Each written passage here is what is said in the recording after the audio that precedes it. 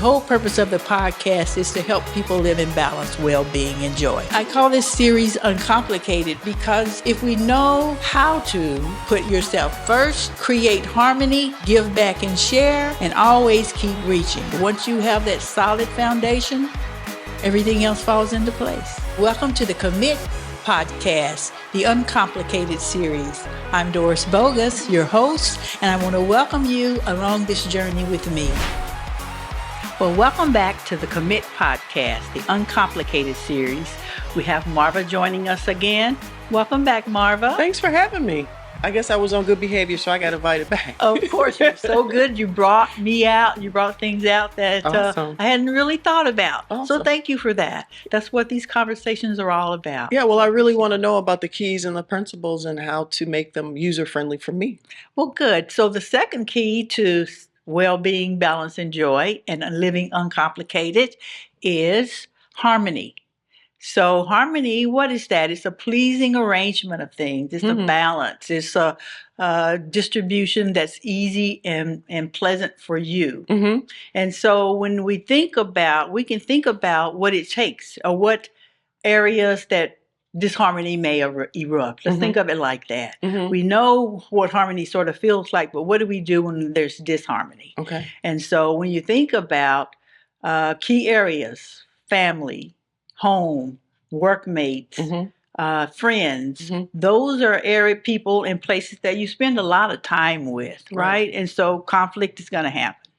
So if you think of those areas where you spend a lot of time as notes on a scale that you get to arrange and choose how you want them to sound and look like, then that's how we approach harmony. Okay. Yeah. And so, for instance, in your home, but what are the benefits? Why would you want harmony? Who wants conflict, right? Well, when I think about harmony, I also think about peace. And so I don't have a musical background, but I am plugged into a family all around me that were musically gifted. And so I get, when it comes together, it's joyous and it's happy and it is pleasing to the senses. So I know the feeling of that tangible feeling when that gets disrupted and how to identify How the do disruptor, Yeah. the disruptor of the harmony. And of what the do you peace. do about it? You Girl, know, I'm it's a little easier yeah, said than done. well, I have my way of how I would do it, but I'm here with the. It might not be the healthiest or the nicest, so right. yeah. Well, it's easy. Well, it's hard because you are dealing with family and friends, right? Right. And Human you just beings. don't want to just squash people. Well, that's my natural impulse, Doris. That's the natural impulse For me. But what are some better ways to do You that? tell me. So I would, I'm old school and have seen my grandmother just speak to the atmosphere and open a door. And like whoever brought this in, they got to leave. So I'm very tangible. I am a visual learner. And so I have done things like that so that I'm not throwing hands on people. Well, I've got family members like that, so I can relate to that kind of dealing with conflict to this day. Okay, but maybe that's why I focused on harmony. You're trying to help me. I'm the middle one. I grew up with that around me, right? So how do I dispel that, or how do I address that? First of all, you have to acknowledge it. But there's you use your that words is there because. Yeah. If you use your words, or you can admit your part in it. Maybe. Okay. How am I contributing to this disharmony? Why am I tolerating it? That people pleaser in me. Why I had to say, why are you tolerating this behavior? And what part am I playing in it? And then I had to say, well, some of the conflict was initiated by me because I thought you should live this way, or I thought your lifestyle should look like this. But who am I to say to one of my family members that this is the way you should act?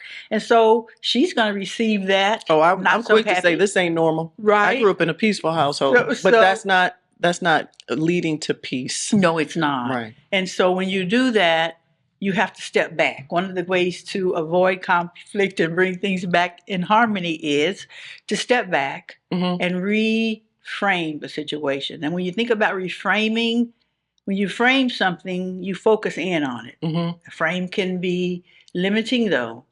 So if you reframe how you deal with something, then you get a whole nother outlook. Reframe or reimagine. So you were the kid were you a quiet kid? Yeah. Okay, so we opposites. On the opposite end of the spectrum, the scale. Okay.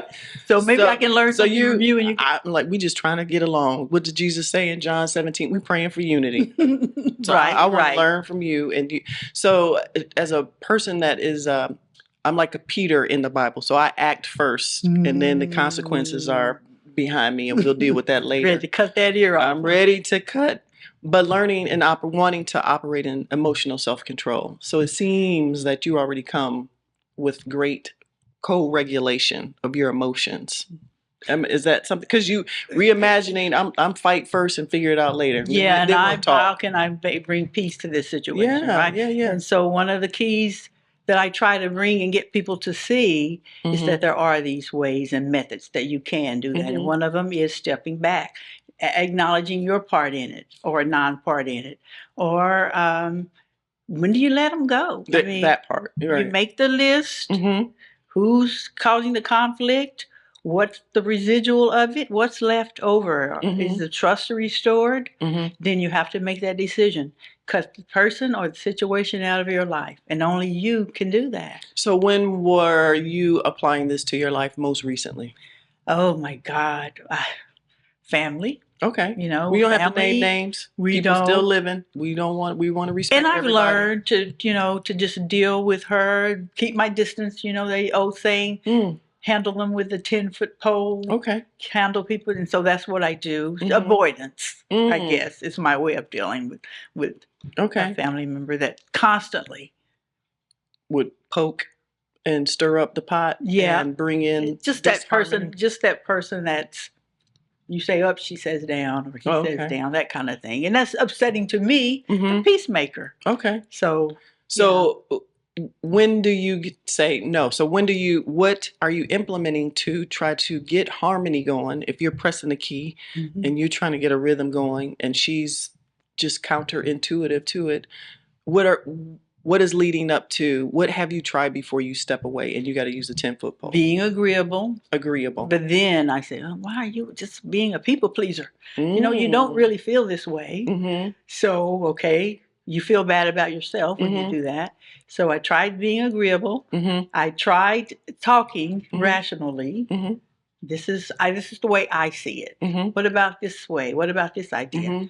Didn't work. So now it's just, so I have my limits. And that's the beauty of the 4 Kamit Codes. You measure. When you measure something, you see it in black and white. There's no second guessing about maybe they're going to change. You set a boundary, and if it's crossed, you have to make a decision or decide what you're going to do about it. You either just walk away or either deal with it. So how many attempts do you give for reconciliation or to work on working the piece of harmony I know what the Bible says about it. Okay. 70 or 7 times forgive. All right. Right? But then we live in this human realm, I would say, where it's a process. I hope to give as many chances, but then I have to, self-care is my main goal. All right. And so I have to take care of me first. And that's what I do, guilt-free. I've tried everything I know how to do.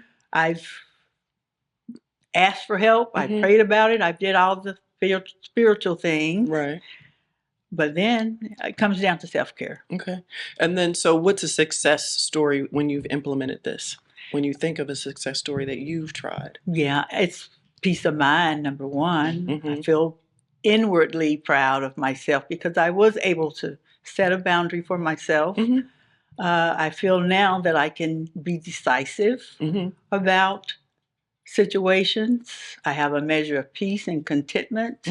I'm not stressed, for one thing, for sure. And so that's all helpful to me in my journey to well-being, balance, and joy. Do you think that there is such a thing as being able to carry more stress or someone being easily stressed out? Where they have a capacity to carry more of a stressful situation? I think we all have the capacity. We don't know our own strength and what we can tolerate. I've been in situations that I just refuse to give up. I'm in stressful situations, but I just refuse to let people Right. tell me what I can and cannot do, go where I can and cannot go. Mhm. So I think we step up Mhm. and arise to to the situation, but it's not healthy Mhm. for me. Stress does things to you. I have a medical background, and so I know what stress can do. Mhm. And so, yes, we have the capacity. Yes, people are more tolerant. But in the end, when you think about self-care, it's not healthy. Well, tell me more about your medical background because that's Well, news to me. I have a science background. Okay. I have a major in medical technology and a minor in chemistry. And Mm. so I'm always solving for X. I guess Mhm. that's why maybe I wrote this book, What's Right. the Answer? Mhm.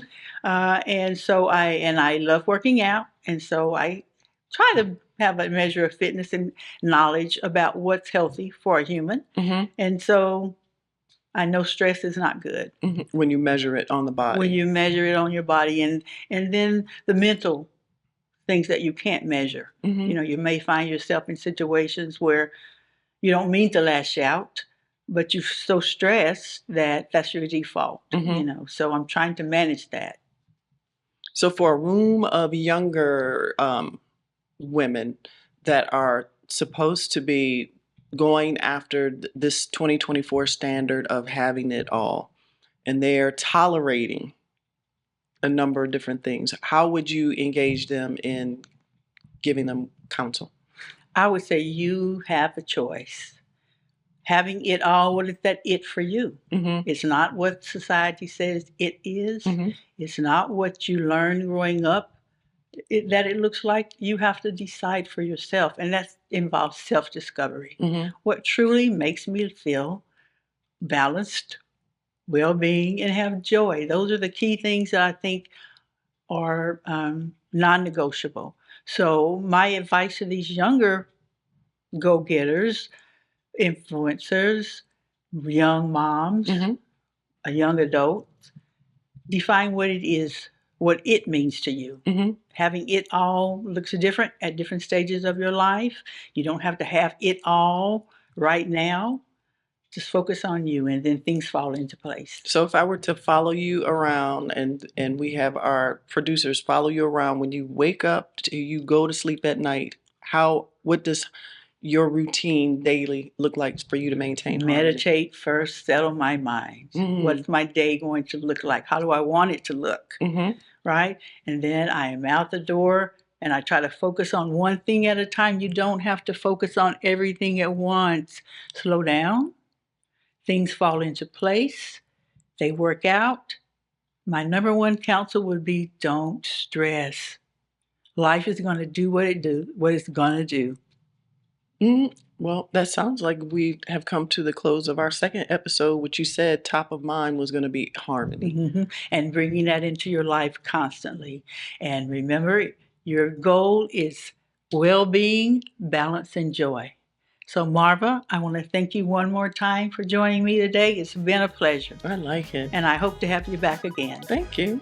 And remember, everyone, take care of yourself. I want to thank my guest, Marva Hanks, once again for joining me on the Kamit Podcast, the Uncomplicated series. Next week, I hope you tune in because we will talk about giving and sharing and how that brings unmeasurable or immeasurable joy into your life. So I hope you tune in. And once again, I want to leave you with this phrase: treat yourself well. See you next episode.